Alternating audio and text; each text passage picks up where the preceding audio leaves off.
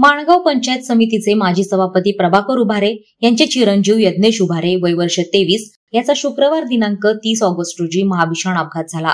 रात्रीच्या सुमारास दुचाकी क्रमांक MH06 CA8687 ही घेऊन यज्ञेश इंदापूरवरून माणगावच्या दिशेने येत होता। माणगाव रेल्वे स्टेशन समोर तो आला असता महाडवरून मुंबईच्या दिशेने जाणाऱ्या अशोक लेलँड टेम्पो क्रमांक MH46 BU5918 अतिशय भरधाव वेगात आला। या टेम्पो चालकाने वाऱ्याच्या वेगात यज्ञेशच्या दुचाकीला समोरून जोरदार धडक दिली। या दोन्ही गाड्या रेल्वे स्टेशनचे काम चालू असल्याने साचलेल्या चिखलात जाऊन रुतल्या।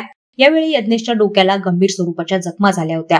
त्याला माणगाव उपजिल्हा रुग्णालयात दाखल करण्यात आलं होतं, मात्र उपचार घेत असतानाच दुर्दैवानं त्याची प्राणज्योत मालवली। घटनास्थळी माणगाव पोलिसांनी धाव घेत टेम्पो चालक आपरेज रशीद मुजावर वय वर्ष 28 याला अटक केली असून त्याच्यावर गुन्हा दाखल केलाय। यज्ञेशच्या मृत्यूची बातमी माणगाव शहरात वाऱ्यासारखी पसरताच उभारे कुटुंबीय, मित्रपरिवार, नागरिक आणि व्यापारी यांच्यात शोककळा पसरली होती।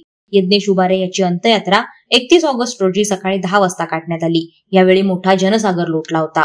दरम्यान माणगाव रेल्वे स्टेशन समोर मुंबई गोवा महामार्गाला घासून असलेल्या जोशी वडेवाले याची पार्किंग ही भर रस्त्यावर असून त्याने आपल्या हॉटेलवर लावलेल्या लाईट्समुळे वाहन चालकांना वाहन चालवण्यास त्रास होत असल्याच्या अनेक तक्रारी येत आहेत। जोशी वडेवाले याच्यावर नॅशनल हायवे तसेच माणगाव नगर पंचायतने कारवाई करावी अशी मागणी प्रवासी आणि स्थानिक नागरिक करतायत। रेल्वे स्टेशनचे काम मुंबई गोवा हायवे लगत होत असल्यानं रस्त्यावर चिखल, रेती, डबर, खडी पसरलीये। त्यामुळे येथील मार्ग अपघातांना निमंत्रण ठरत असल्याचं मत प्रवासी नागरिक व्यक्त करतायत। वादळवारा लाईव्ह साठी गौतम जाधव, इंदापूर। नवी मुंबई व रायगड जिल्ह्यातील ताज्या बातम्या आणि घडामोडींसाठी सबस्क्राईब करा वादळवारा लाईव्ह चॅनल आणि दाबा बेल आयकॉन।